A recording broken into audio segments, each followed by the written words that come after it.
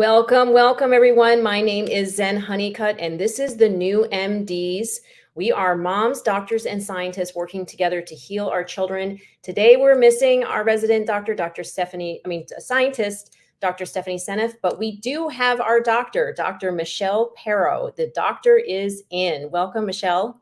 Thank you, Zen. This is a wonderful show. Glad to be here. I'm so glad that you agreed to do this because we have so many questions every week. We have so many questions, and we want to get our questions answered by a 45-year, isn't it 45 years now, veteran doctor? I'm about 43 years in, but it feels like 60 or 70. No, it's 43 years, correct. 43 years being a pediatrician, mostly focusing on homeopathic and whole organic foods. You were the first doctor I ever saw talk about GMOs on the movie Genetic Roulette. That is how I first came across you. I was like, wow, that woman's got courage. Turns out she's a straight talking New Yorker. That's why we get along.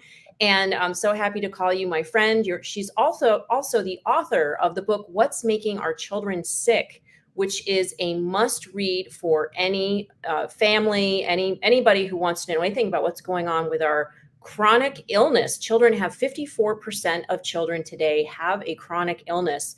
That is completely unacceptable. I am sure you are inundated in the doctor's office and have all kinds of questions yourself about what's going on, but you are diving deep into it. And today you have a special announcement, don't you, about a new book?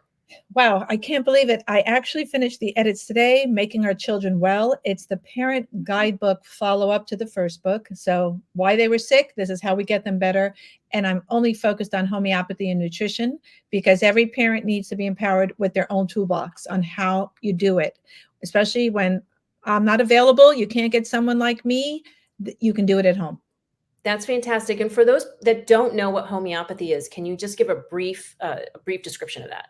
Super quick. Homeopathy is at least a 400-year-old, actually it's even older than that, medical science, which uses very small quantities of materials to help aid the body's inherent ability to heal itself. It's based on the energy of substances made from plants, animals, and minerals, and on the principle that like cures like versus allopathic or Western medicine, which is based on opposites.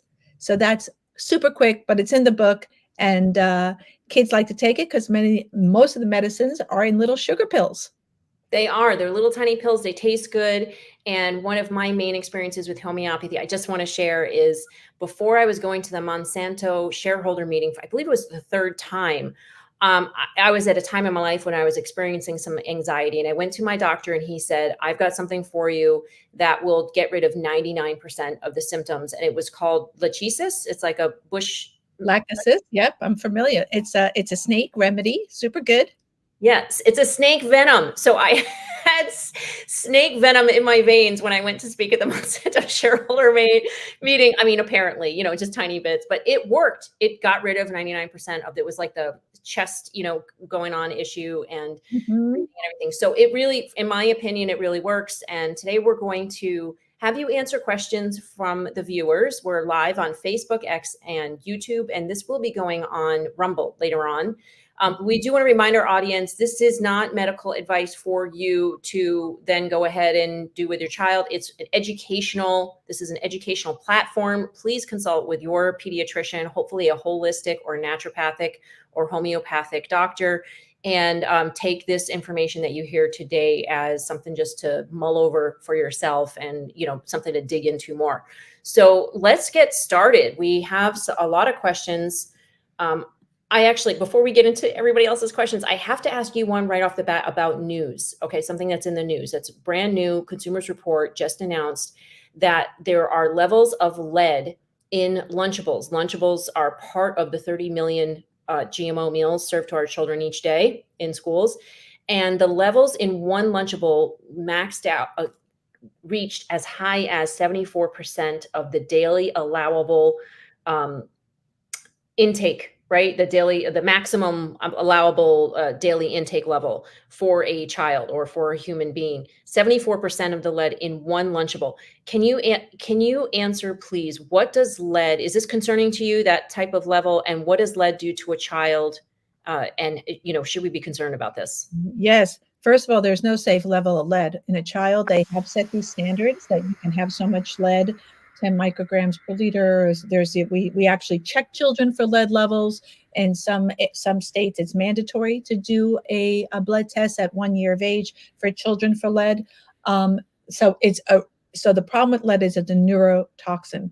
It's really bad for children's brains, and it takes a lot to clear it out. You can remove lead, but it's a therapeutic heavy metal binder that we have to give kids. You can give it orally, you can give it IV, depends on their level.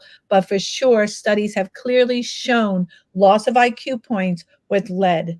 So get the lead out. That is unacceptable.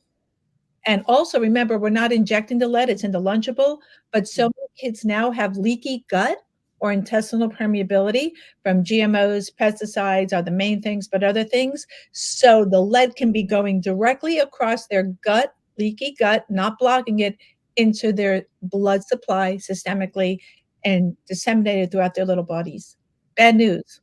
Potentially going up to their brain, going into their organs. Yeah. Yep. Yep.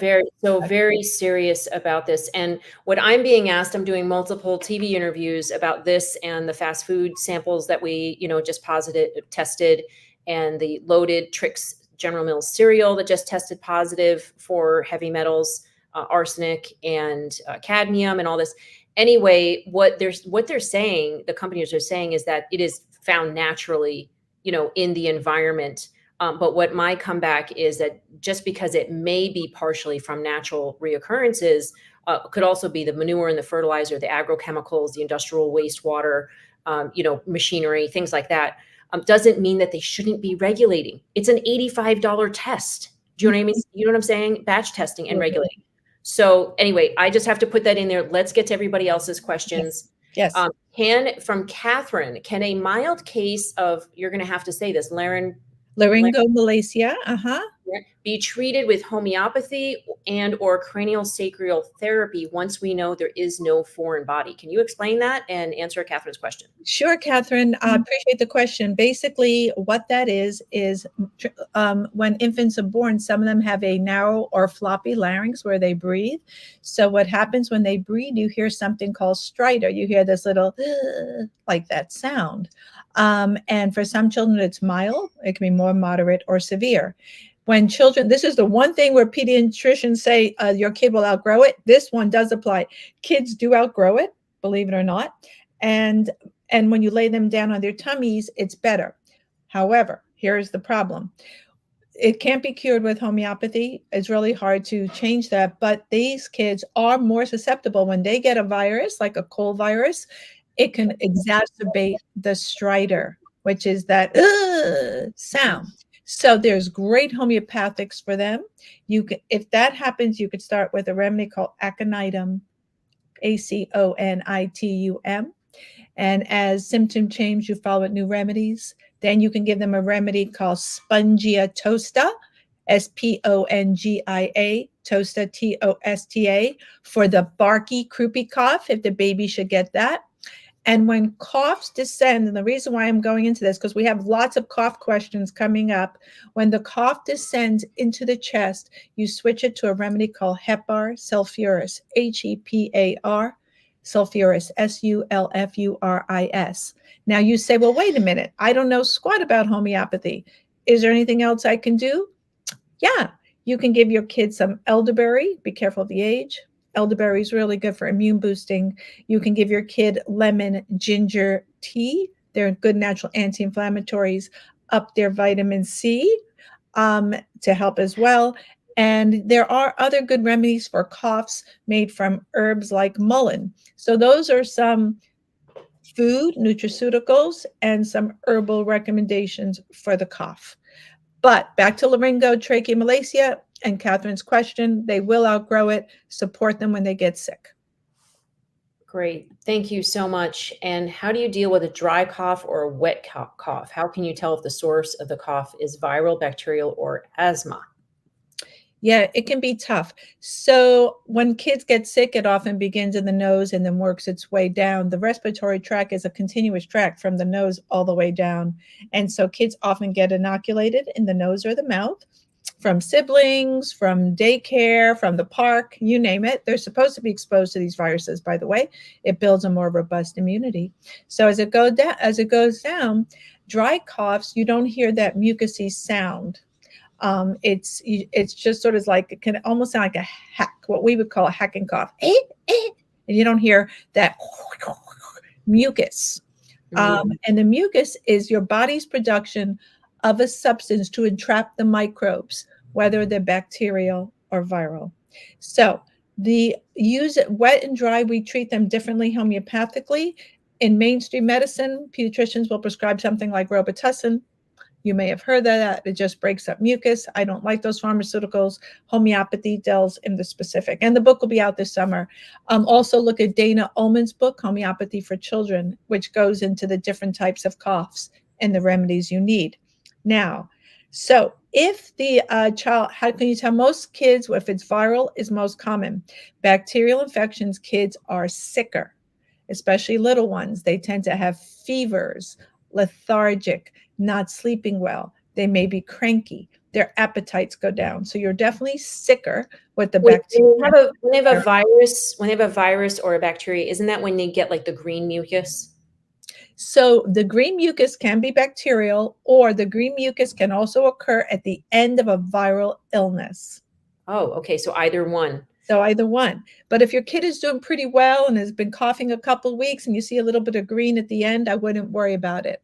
When coughs persist for more than a few weeks, your kid really needs to get a listen, because some of those organisms, whether they're viral or bacterial, can trigger narrowing of the airways called bronchospasm, also known as asthma, and that's when they can wheeze. It's also called wheezing associated respiratory illness. But what happens is children's airways are narrow and they're filled with a little mucousy crud, and then it takes some pressure for them to get the air out.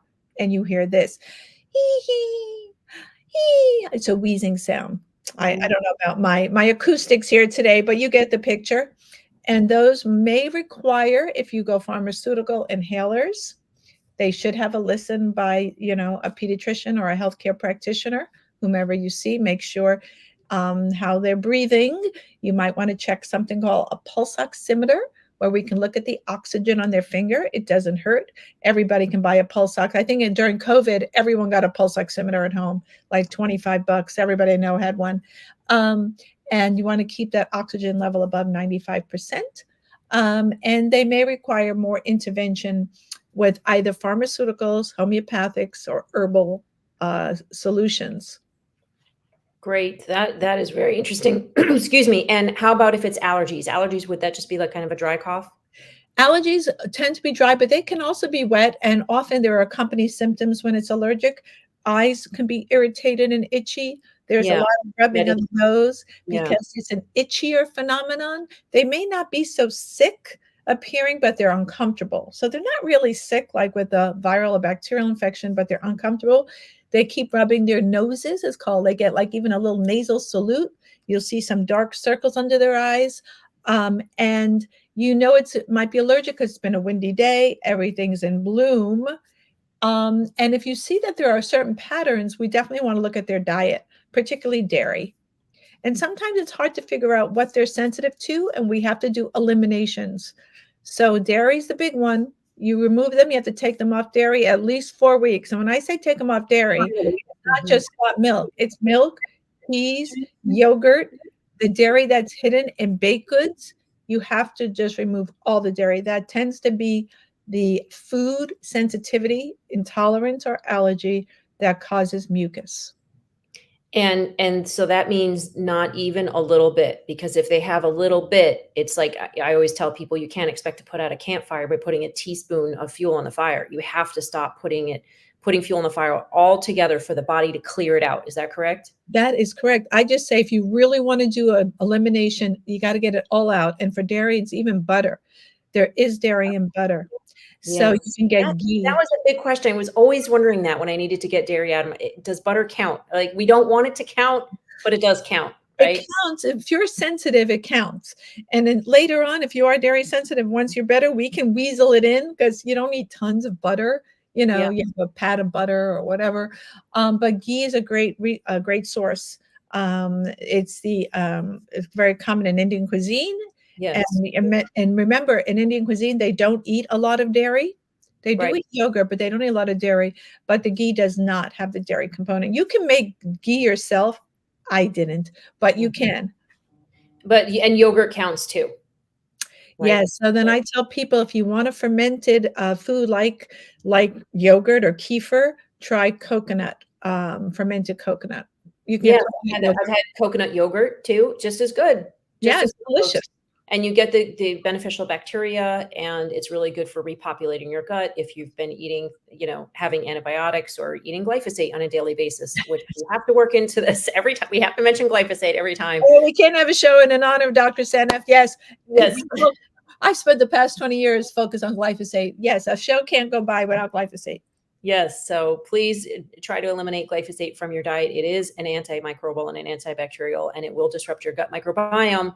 And read Dr. Stephanie Seneff's book, Toxic Legacy, to learn more about Mm.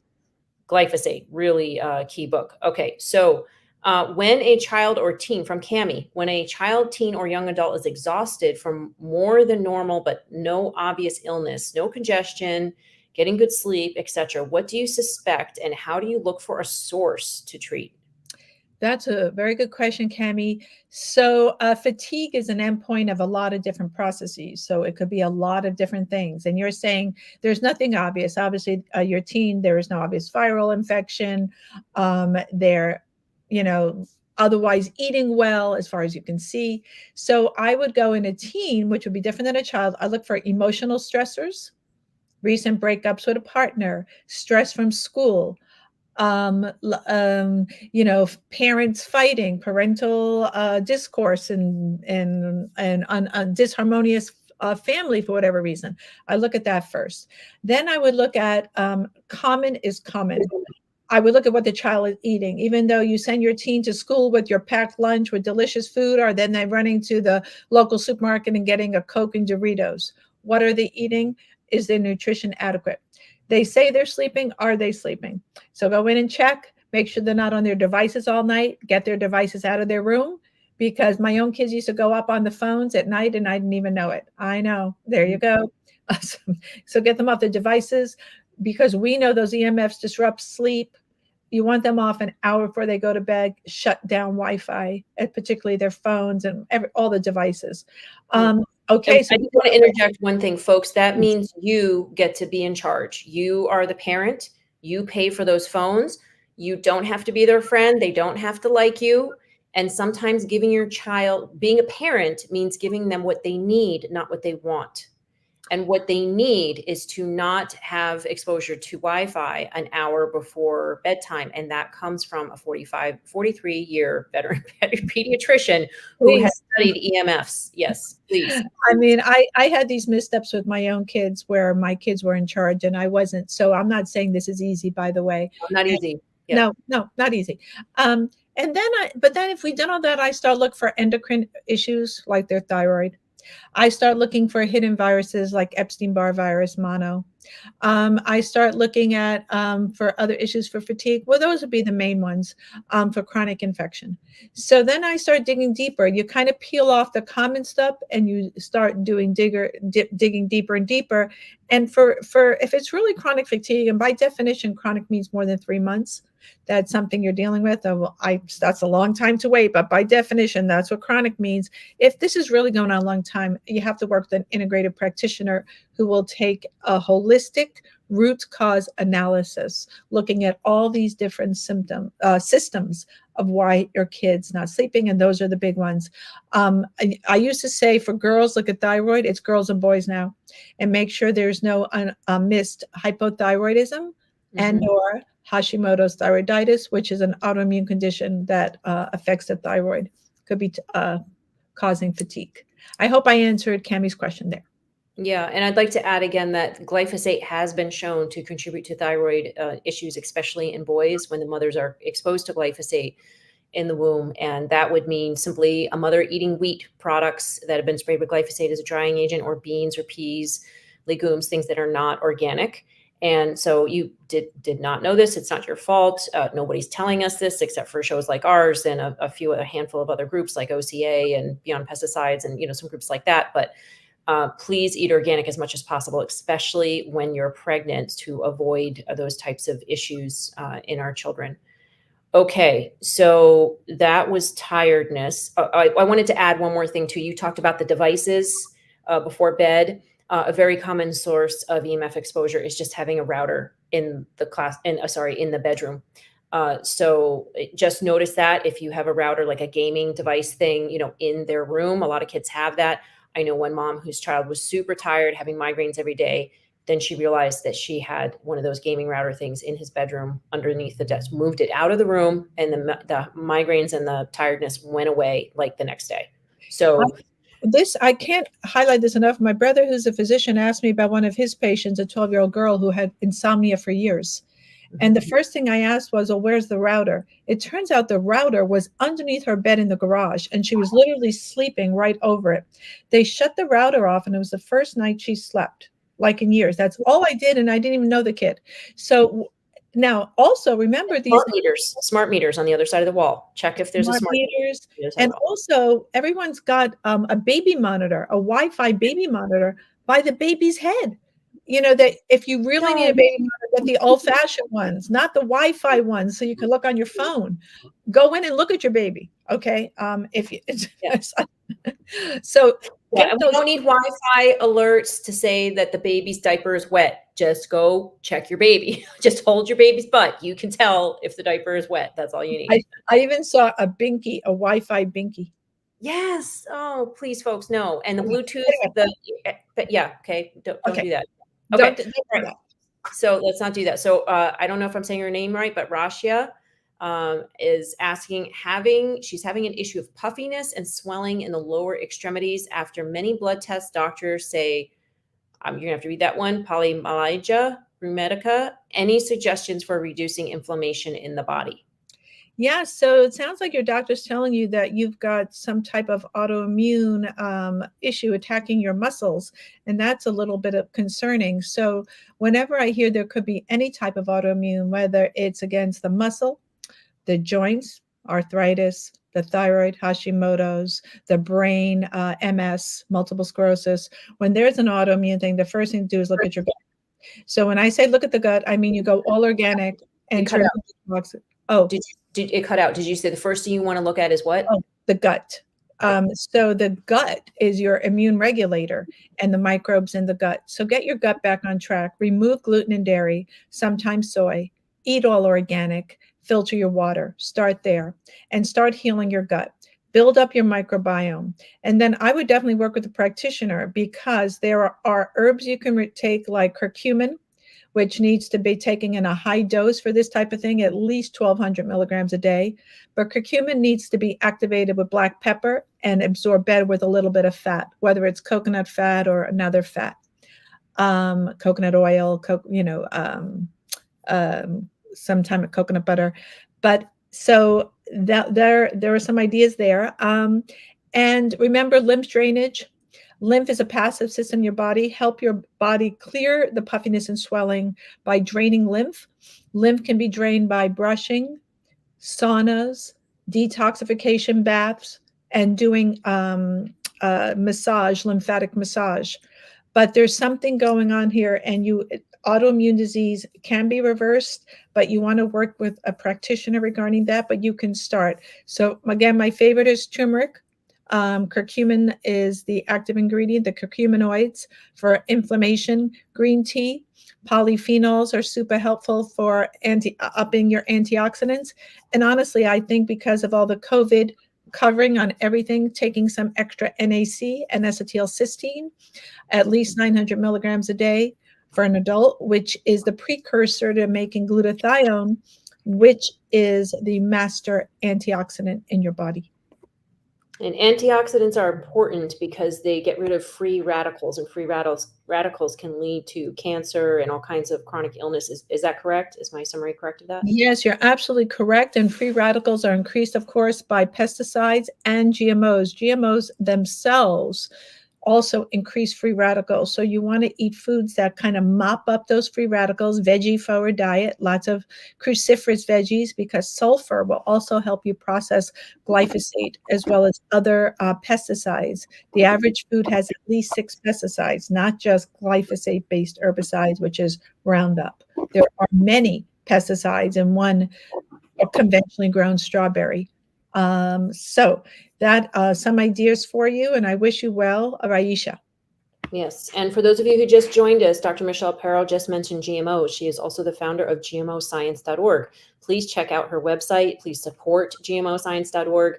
GMO Science is the .org is the host of this project, the New MDs, and we hope you will support that nonprofit as well. All right, Dr. Michelle Perro from Nancy says, thanks for your email this morning. My 16-year-old son, autistic son, about my 16-year-old autistic son, are there any tests that can be ordered, I'm guessing by myself or by a pediatrician prior to meeting with one of the physicians you mentioned? Yeah, there are tests that really can be looked at for children on the spectrum with autistic spectrum disorder. Absolutely. I'll tell you what the main tests are, but you might want to start cleaning up their diet and then ordering tests and see how they do, unless you want to know what they would look like as a baseline. Those tests include, I'll just give you some of the highlights, Nancy. One of them is food antibody test, and they look for food intolerances. And those are looking at an antibody called IgG, which is the main one. You could also look at one called IgA. You want to do microbiome testing of the poop, because kids on the spectrum also have a significant amount of dysbiosis, which is an imbalanced microbiome. So they have leaky gut. 90% of kids with autism have gut disorders and dysbiosis. So you do a microbiome analysis. You also want to look at their nutrient profile, because many kids on the spectrum have mineral deficiencies and vitamin deficiencies like methyl B12, B9, B3, many. So you want to look at those. Additionally, you want to look at heavy metals. Many kids with autism, not all, are toxic from toxic metals like aluminum, mercury, lead, cadmium, arsenic, and even others. Last but not least, you want to also look at possible Lyme and co-infections, because some autistic kids, not all, also have infections.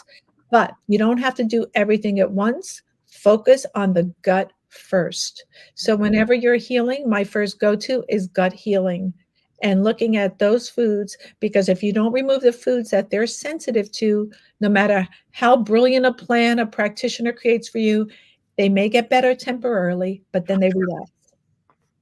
Great, thank you. And I would like to add in, don't make the mistake I did when I had my father tested for heavy metals.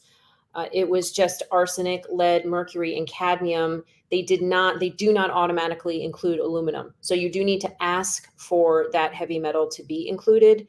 And by the way, after certain procedures for the flu, my father had levels of 246 parts per billion of aluminum in his blood. And after we gave him Fiji water for a year, we got that level down to 6. So if you do have high levels of heavy metals in your body, there are ways to get it out. And do you want to, actually, I'm going to just jump in here and ask, what are some ways to detox? I just mentioned one for aluminum. What are some ways to look into? What things should they potentially look into for detoxing heavy metals? Yeah, so detoxing heavy metals, I usually don't start until we've cleaned up everything else, because when you start to clear those heavy metals, you recirculate them. The body tries very hard to deposit them and get them out of circulation. So it puts them in places where they won't cause harm, like fat and bone marrow. But when you start to move the metals, they redistribute, and you don't want them going up into the brain. So it's one of the last things I do, but it's not to say that you shouldn't eat the foods, nutritionally focused medicine, let food be your medicine. I didn't say it, Hippocrates did. And medicine be thy food, to bind up metals. So the first thing you want to do is you must lower the toxic load, reduce where the metals come from. Where do they come from? Shellfish, fish in general. Pesticides contain heavy metals. Your water, get your water filtered. Those are the main things. And then look at products.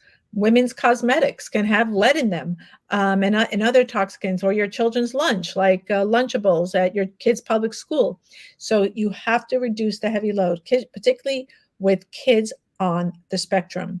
So now, I've been corrected by James Lyons Wheeler by calling all these metals heavy. Heavy, it just refers to a molecular weight. The better term is toxic metals. Thank you, James, for Thank pointing you. this out to me, James. But aluminum, it turns out, is not heavy. It's just toxic. Arsenic is a metalloid, which I know, which it's a metal-like, and the other heavy metals are like cadmium, lead, mercury. So just for definition's sake, because we want to be as precise as we can. Okay, but I'm going to call them toxic metals. They're toxic. Okay, not good. Yes, and some are more toxic than other. Some are more toxic than others. My understanding, I was told by Michael Hansen of Consumer Reports that aluminum is not as toxic, because it is occurring naturally in the environment. But the cadmium, the lead, the arsenic, and the mercury are the ones that are considered the most toxic. And just FYI, folks, I have to add in here, school lunches and fast foods that we tested 100% positive for these 4 heavy metals. Some levels 1,000 to 6,923 times higher than what the EPA has allowed in drinking water. So when Dr. Michelle Pero suggests that you get your child tested for heavy metals, she is not joking. There's really a good reason to do that, and it could be you could find the source of your child's behavioral issues or learning disorders. Like just assuming that they have a problem, or they're going through a phase, or they're misbehaving, or they're being a brat is no bueno. We really have to get to the source of why our children are behaving, what the cause is. And so I'm really glad you just mentioned these different types of tests for antibodies for food intolerance, the microbiome testing to find out whether or not your child has dysbiosis, and leaky gut, which most children have, nutrient profile for vitamins and minerals, super important. Your child could be missing one vitamin, like B3 or B9, and you could put that in the right way, methylate or whatever, and sort out a lot of their issues if they need that. And then heavy metals and Lyme co-infections. So that was a great list for tests. Thank you, Dr. Pero. Absolutely. And I might add that, if you had this test in the past, I wouldn't repeat them. I would then start treating your kid if you've already gotten the information. It doesn't make sense to retest. Get your kid treated. I should say you can test afterwards, right? Again, to see if there's been improvement. Absolutely. How long afterwards would you test? It would be based on clinically how they're feeling. If they're feeling great, I would select the test so I don't bankrupt a family, because these tests are all out of pocket that parents have to pay for, not covered often by their insurance companies. Some PPOs will cover some of them, but not all. If they're struggling, for sure, I would retest. So your kid's been under treatment, let's say 6 months with a healthcare practitioner, and they're still having diarrhea, sleep disruptions, emotional outburst, I would retest at that point to see what's missed and kind of backtrack. Like, what have we missed here? We've overlooked something, and see what we need to hone in on. Great. And Cami asked about what does Fiji water have in it, but I can answer that, but go ahead. Yeah, well, silica binds aluminum. So I use silica, recommended Fiji water. I've used something called Silalive in some patients to help bind up the aluminum. Remember, we do clear aluminum from our guts. There are microbes even that can help, export it, transport it out. But because of the leaky gut, I don't know how much is getting into the bloodstream. When you inject aluminum, the child cannot clear it. So we have to talk about how you're getting it in your body. Inhaling it, touching it, drinking it, or injecting it. The route of exposure matters, especially in small children. So silicas, you can use them homeopathically, silica 30C. You can drink it in your water. There's about 3 or 4 different waters. Volvic is another one. And there are 2 others, I believe, that have high levels of silica, or Silalive. You can take silica. But the foods, I have to get back to the foods that bind metals, are foods like cilantro. Yes. Chlorella, they're binders. Eat your herbs. Herbal medicines will help clear some of those heavy metals out of your body. Fulvic and humic acids, and there are different products that contain humic and fulvic acids, can help escort metals out of your body and keeping the microbiome robust. By diet, lots of veggies, because your microbes like to eat veggies, like onion. They love onion, inulin. They love fiber, soluble and insoluble fiber. And what else for your microbes? Those are for your microbes, and you want to eat fermented foods as much as possible. Great. And does activated charcoal, activated bamboo charcoal, and bentonite clay work for adding that to a smoothie or to a drink or something like that? Yes, I love all the binders. But if you're doing binding, you have to be careful of two things: that the binder themselves is not contaminated. So the best binders I like for kids are Takasumi, which is a charcoal, or bentonite clay. I tend to stay away from zeolite because zeolite is silica aluminate, and the zeolites tend to be contaminated. And there are some problems with this taking silica now. So you got to be careful with that. Also, they can cause constipation. A third of kids are constipated. So a lot of these binders are binding. So you got to take them away from food because they'll bind up everything. So you want to take them 2 hours after a meal or about a half hour before a meal. And so you don't take these binders with your vitamins and minerals? No, because they will bind up everything. So either 2 hours after or a half hour before. Okay. And will be one thing for your binders, and make sure they're from a clean, reputable source, that the binder itself is not contaminated. That goes for all your supplements. Great. And yeah, so Cammie's asking, how do you take the bentonite clay and how much for a child or an adult? For children, I like bentonite clay bath. So for small, I'll throw it in the detox bath, like a third cup of bentonite clay in the bath. If I'm really working on a teenager, it just depends. Maybe I might start with 1 to 2 teaspoons and work my way up slowly and see if they get constipated. If a kid is constipated, a child, a teen, no poop, no detox. You cannot detox anyone or anything if they're not pooping. You must poop, and poop every day. I can't stress that enough. So yes, a cup for a child, a third of a cup. A toddler, a child might be half a cup of bentonite in the tub, and for a teen, you could do a cup of bentonite clay in a tub. That's great. In the tub to help them detox, and then of course rinse off and rinse your drain out because that stuff can get thick. Yes, it can, and it's pretty inexpensive, and it doesn't smell bad or anything like that. It's a good point. We have to go back to the Fiji water bottle. Somebody wants to know, well, what about the plastics in Fiji water bottle? Yes, that is a problem, right? It's a problem. I know there is one that is sold in glass, and I don't remember the name. There is from Italy. Yeah, it's from Italy. It's a volcanic water with the silica in it, which is, by the way, Dr. Chris Exley says you really need to have the water with the silica already in it. Like buying it separately and adding it to water doesn't work as well. So look up Dr. Christopher Exley if you want to find out more about that. In my opinion, getting the heavy metals out of the body is more important than I don't know though. The plastics can we don't know yet. Can we get the plastics out of our body more easily than the heavy metals, or do we know anything about this yet? My clinical experience is yes, it's easier to clear plastics and just reduce the load than heavy metals. Okay. Heavy metals are hard to get out, especially when they cross the blood-brain barrier. Oh my gosh, it's really hard to clear heavy metals from the brain. But you can do it, but boy, not easy. So I would rather manage plastics, and your body can help clear plastics. Okay. Not easily, but it can. And heavy metals are harder. Toxic metals. Good, very good question that I've always wanted to know the answer to. Okay, so Arizo says, thank you for this information session. May I ask you where you're located? I'm in the Bay Area and was wondering if you have a list of holistic practitioners for East Bay, San Francisco, or Marin. I'm familiar with pediatric alternatives, but they don't take adult patients. Yeah, you know who might go to in general? This is a general question. That's a very specific location question. Are naturopathic doctors? They are holistic. They're trained in homeopathy and natural medicine, herbal medicine, nutraceuticals, and the National Center for Naturopathic Doctors. That's not quite the right title. You can find, they have a practitioner list, and you can find naturopathic doctors. They're N is in Nancy D's, not MD's, and they are one way to go. Also, if you look at IFM, Institute for Functional Medicine, they have MDs who are trained in functional medicine, which is integrative or holistic practice. I call myself an integrative pediatrician because I don't like the word functional. It doesn't mean much to people. Like, what does that mean, functional?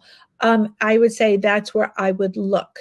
And you're right. And for pediatric sources, the pickings are really slim. There are not a lot of integrative pediatricians. I know a few, and their practices are quite full. I'm not going to even give you their names, but you're looking for an adult. I would look at naturopathic doctors, and that's Arezu.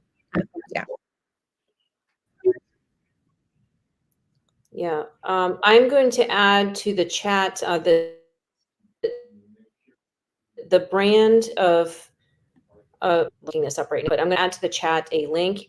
The Italian water begins with an R, and it's a very difficult name to say. It's not easy. So as soon as this video goes away, I will add that to the chat. But there are 12 different brands of water that have silica in it. And let's see, I don't have the name right now. Maybe Anne, you could add that to it. I'm having problems with my with the screen, with being able to join the chat or add the link to it. And we can also put it once these videos are up. This is where live streaming. We'll put it up with some of the links that you're asking about, so you can reference it. Absolutely. Okay. All right. Thank you. Yeah, I'm not able to do it right now. It's asking me to sign into StreamYard, and I don't want to do that because I'm already here. So I'm not that techie. There are 12 brands of water that contain silica. Okay. And some of them are in glass bottles. So if you want to spend that, and by the way, you don't have to drink like an entire thing of Fiji water a day. I gave my father only an 8-ounce glass each day. It just, you just, it doesn't have to be the only water that you drink. Okay. So I have a question from a previous person that submitted. My child can't poop. My pediatrician wants to start Miralax. Do you have any ideas about that? Oh, that's my favorite. That's my favorite place. Throughout my entire practice, my goal was to get every child off Miralax. Miralax is polyethylene glycol. Maybe you haven't taken it as an adult, but actually you have. If you've done a colonoscopy, they clear you out prior to the colonoscopy with polyethylene glycol, which is kidney toxic. I hate this stuff. And even on the Miralax box, which is the common pharmaceutical pediatricians give kids who can't poop, which is terrible because you're not dealing with the root cause, it says on the box 2 weeks. And I have seen kids in practice who've been on Miralax for 2 years, and they are so accommodated to this drug, they cannot poop without it. So how do you get your kids to poop? Well, first of all, you got to increase their water intake. And if you can't up their water intake in it, you have to put like a fruit in the water. You have to figure out a way to get them to drink more water. I don't like sweetening it. But I will put a strawberry or a piece of green apple or something in the water bottle. That's number one. Number two, they have to get more fiber. So this is where I'd say if your kid will only take juices, God help us, but okay, until you get them pooping, I will do prune juice. And you could stew the prunes yourself. Prunes are a great source of iron. They're super healthy for you, and the prune juice will help them going. And I used to put prune juice literally in every glass of fluid. One of my kids was severely constipated, and they drank prune juice in every glass of fluid until they got going. Now, there are homeopathics we can use, but I'm not telling you which ones because they're specific. It depends on your kid's symptoms: big poop, pellets, dry, yellow, brown. Those are all different remedies. So someone has to take your child's case. But there are some herbs that can support your child's pooping, and one is like aloe. That can help. Slippery elm, that herb can help also get your kids pooping. And let's see, other herbs that I like. How about senna? Senna can be a little bit harsh on children. Oh, good to know. Okay. You can try a senna leaf tea in a teenager to help them get moving. But we want to do is you've got to increase the fiber and get them pooping that way. And then, of course, I start giving them probiotics to kind of create a more robust microbiome, and the fiber for the bugs to eat, and the fiber increases bulk. There are two kinds of fiber, soluble and insoluble. Insoluble is like Metamucil. I prefer a blend in veggies. It's soluble fiber, but some veggies have insoluble fiber. You want a bit of both of fiber, insoluble and soluble fiber, which means eat your fruits and veggies. I prefer veggies to fruits, but eat them both. And if your kid won't eat the veggies, put it in soup. If they won't eat the veggies in soup, you can cook the veggies, blend them, and then put them in something. For some kids, it's textural. They will still get the fiber if you blend the veggie. And then that's one thing to do it. That's great. Yeah, and you can add things like zucchini to banana bread, things like that. There are ways to sneak it in. I know somebody who grates up carrots and adds it to tomato sauce. You can't even tell. So That's there what are, I do yeah, also, absolutely. yeah. There is I'm putting a recipe in my book. When you get the book, I have a recipe for making brownies with sweet potatoes.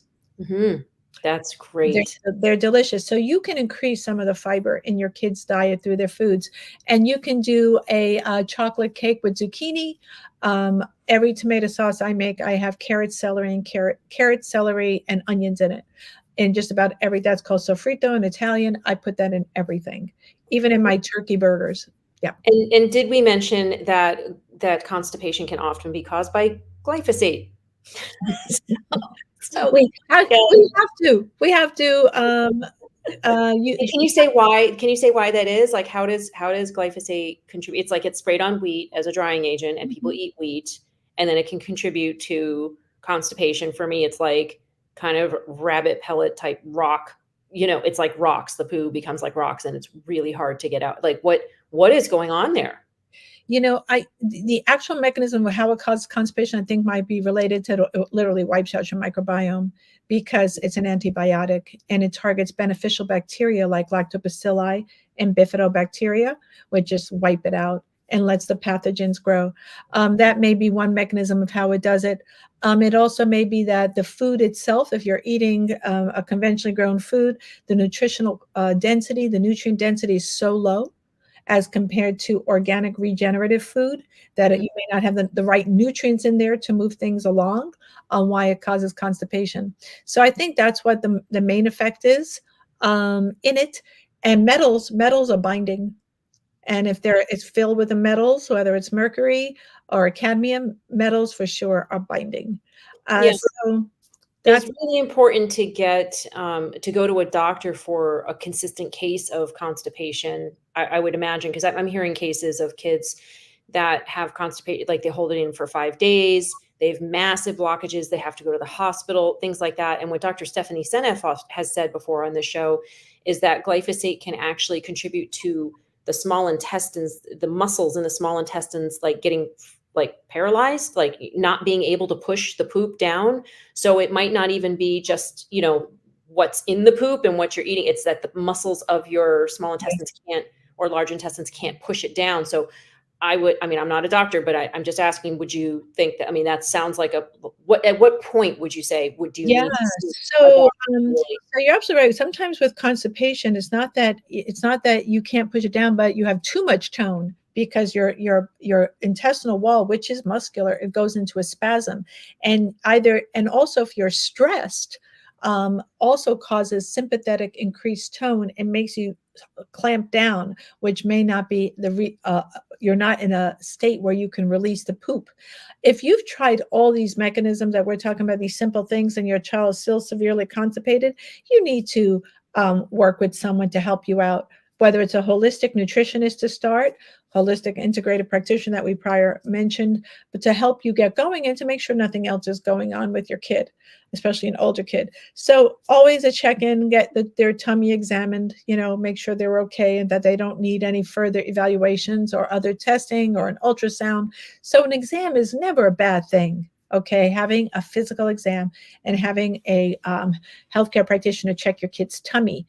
Um, That's so another that's another question. My child complains of a stomach ache all the time. And let's see, and my pediatrician said he will grow out of it. I'm sure a lot of pediatricians say, oh, they're just trying to get out of school. It's psychosomatic, but so what do you say to a client when a patient when they're, to a mother when her child has a stomach ache all the time? stomach ache all the time to me is a flag. I'm not one who will say, oh, yeah, he'll outgrow it or this is behavioral. The most common complaint of pain in childhood is abdominal pain. In adult is back pain, but in kids it's stomach aches. Their Mm. stomachs are very sensitive. So what I look for when I have a kid with chronic tummy aches, I always look at stressors, school, home, bullying, all the time. No matter what the complaint of a kid is, I always look at emotional stressors. But additionally, I'm looking at their diet. Are they eating conventional food, not eating organic food? Their fluid intake? Are they pooping? Once kids are potty trained, parents often don't know how much poop they're making because the kids shut the door. And you may not even know that your kid is constipated. So look at their poop. And then I look at, I always like to do an exam for sure for kids with a chronic abdominal pain. I want to make sure they're not having reflux. It's called gastroesophageal reflux disorder, or GERD, because so many kids are refluxing now, which might also be linked to glyphosate, by the way, and they may need a change in diet.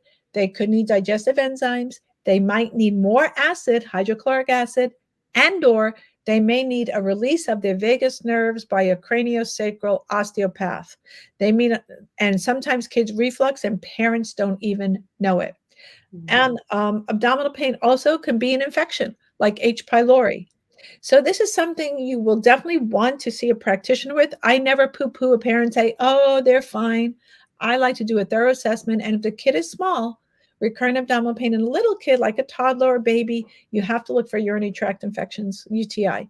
It could be a mass symptom. Usually older kids, they'll tell you, but a little kid, not necessarily, and they might have other symptoms from a UTI. So I'm looking for all these things and looking for root causes. Yeah, and as a parent, I just want to say, I know it's a pain in the butt. I know you have work and you've got meals. You've got to cook for these little human beings every single day or provide some kind of food. I know it's a pain in the butt, but once you find out what is going on with your child, then you can do something about it. Like Maya Angelou says, once we know better, we do better. But if you don't know, you can't. And you're just sort of throwing vitamins at them, and it's expensive pee and all of that. So get those tests done. Find out if they have gut dysbiosis and a vitamin and mineral deficiency or heavy metal load. It's like you need to be a detective, right, for your own child. That's why this show is called The New MDs, Moms, Doctors, and Scientists Working Together to Heal Our Children, because we need a team now. We need doctors, we need scientists, and we don't need the doctors just telling us what to do. We need the doctors to listen to us, which is what I love about Dr. Michelle Perro and my child's doctor when they were little. And one had autism symptoms. We took him, we got him tested, that found high bacteria content in his urine and figured out he needed to go glyphosate free and organic. And we were able to recover his autism symptoms in about 6 weeks. Of course, there were many things that we did, but I personally have experience with just being frustrated and thinking at the time, this is just a phase, being told his behavior was just a phase. No, no, no, it's not just a phase. Go get it checked out. Get the medical care for your children. We know it's going to cost money, but it's an investment. I think it's well spent, because you're talking about the future of your child. All right. So what might cause foggy head symptoms? Cami wants to know what clears that, assuming that the recent flu injections are involved as well. Yeah, foggy head symptom is like the fatigue symptom, meaning that there are a lot of different things that cause a symptom, not just one thing. So you have a symptom, but there's so many systems, biologic systems that can cause it. It's the same for fatigue. It's the same for foggy brain. So foggy head is vague, right? What does that mean? It's often when kids say that foggy brain, it means that they're not thinking clearly. It's hard for them to process. Maybe they're struggling in school. Maybe they're struggling with their assignments, or they're not reading well. Maybe they're distracted, or they have a new kind of ADHD-like symptoms because their brain doesn't feel right. So what can cause those symptoms in Western medicine? You're not going to find much. We are really into the integrative world. Whether it's after a flu injection, for sure, it could be a component of the flu. Like, what do I mean by that? The whole idea behind those injections is to activate your immune system. Activation of immune system causes something called inflammation. That inflammation may be in your body, activating your immune system. It also can activate, if you have a leaky blood-brain barrier, brain activation as well.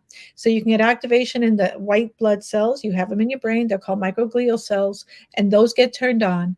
And then you have a brain inflammation, just like the rest of your body.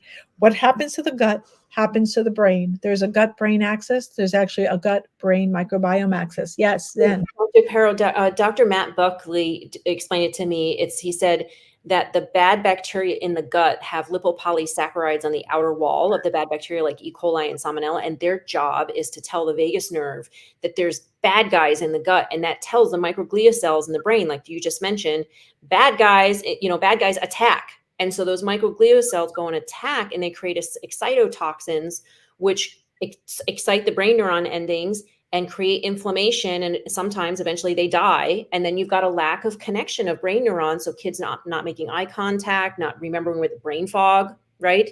And behavioral issues like they don't stop hitting or they don't stop screaming or something like that. So it's the bad guys in the gut that your body's trying to fight, but it ends up causing the inflammation in the brain. So he really said that it's really all about the gut, which is what I hear you saying right now, which is great. Well, that's a great point. I'm so glad you brought that up, Zen. You know, boy, such a smart mom scientist, mom clinician. So, because you're absolutely right, those pathogens, when their pathogens are overgrown in your gut, they produce byproducts. What Zen was referring to is something called lipopolysaccharides. They are inflammatory producing. They are produced by certain kinds of bugs, E. coli and others, and those substances cause the brain inflammation. Remember, symptoms are also often the way of your body trying to protect you. You make mucus, like I said, to wrap around the microbes. Your brain is releasing inflammation cells to prevent the coming attack of whatever microbes are coming up the vagus nerve. That vagus nerve is the big nerve in your body. It's bidirectional, up and down, where your gut talks to your brain. It's through an enteric nervous system. There's a whole system in your body designed for this conversation. And the bugs talk to each other through a process called quorum sensing. So it's pretty complicated, these conversations. And so inflammation is my guess, would be my guess of what's causing your child's brain inflammation.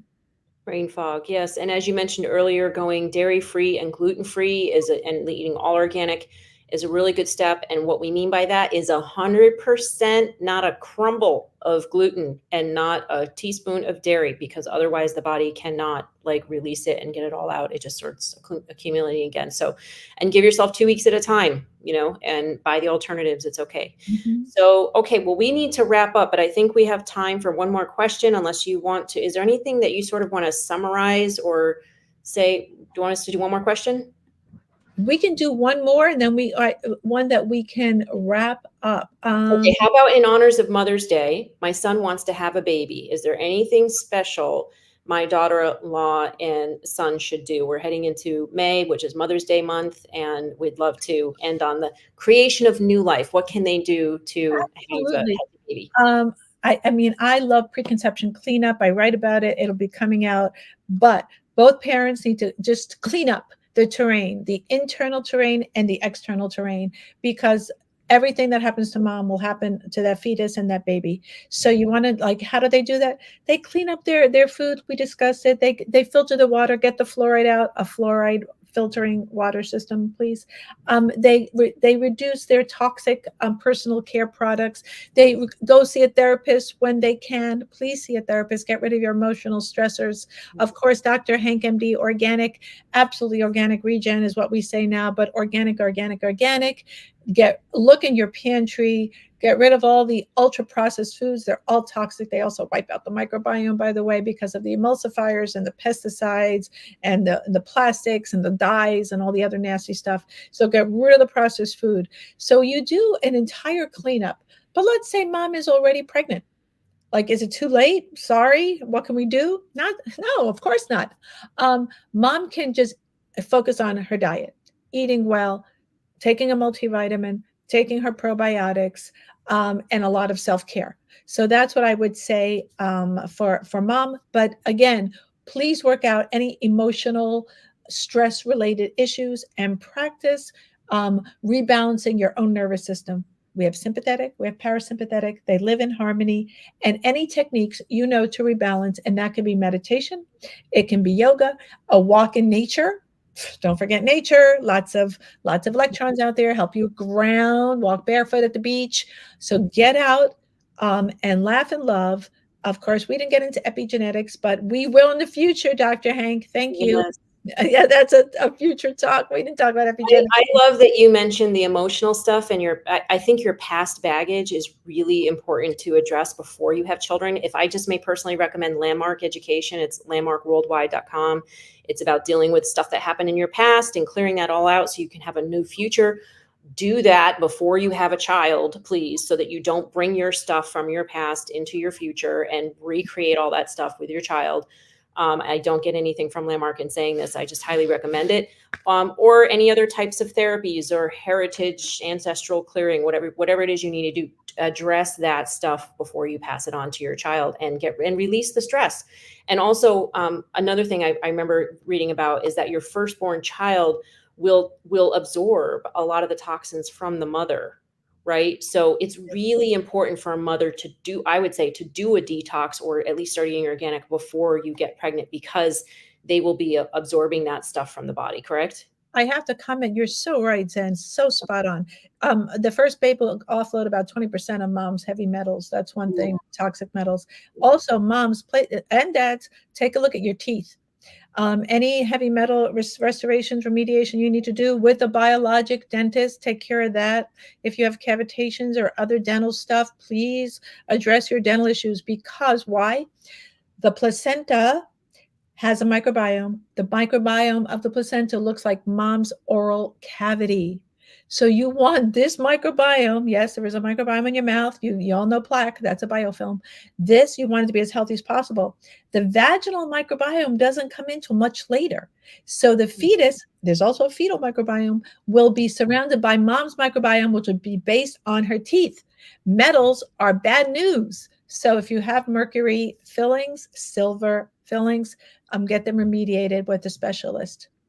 Okay, great. I have to run. I have another show to do, but I'm so grateful that we have this show, The New MDs, hosted by GMO Science and Dr. Michelle Perro. The doctor was in today. We got probably to half the questions, but so obviously we need to do this again. Thank you, Dr. Hank and Cami and Nancy and all the people that asked questions. Thank you, Anne, backstage, and Arizo. Thank all of you. I really appreciate you. Thank you, Dr. Michelle Perro, for answering questions today. We so appreciate you. Thank you, Zen. Such a pleasure. And when I open my next clinic, guess who I'm hiring? Zen Honeycutt. Yes, ma'am. No, you're so funny. Well, next month we're going to be talking about test results. We're not going to say which ones yet because we've got a couple up in the air. We're going to see where the results shake out. But we will be back with Dr. Stephanie Seneff next month, and we hope that you will join us on the New MDs on YouTube, Facebook, X, and it will also be posted on Rumble. Thank you, everyone. Have a great day. Thank you.